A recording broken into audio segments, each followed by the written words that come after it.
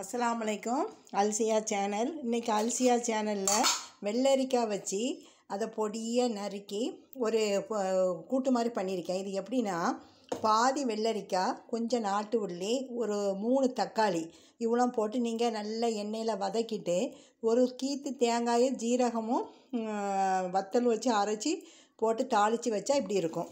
இன்றைக்கி சிம்பிளான டேஸ்டான சமையல் ஆட்டுக்கால் குழம்பு. ஏற்கனவே ஆட்டுக்கால் வைக்கிறது எல்லாம் நான் போட்டிருக்கேன்.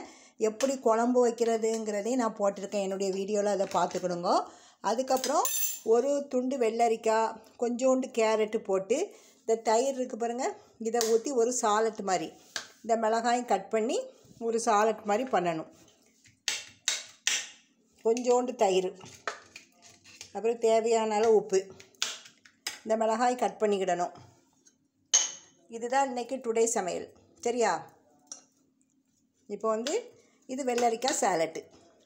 இதில் மல்லியில் இருந்தால் மல்லியில் போட்டு வைங்க. தயிர் கொஞ்சம் ஊற்றினா போதும், நிறைய வேண்டாம். இது ஒரு டேஸ்ட்டு. வெள்ளரிக்காயில் 2 வகை பண்ணியிருக்கேன்.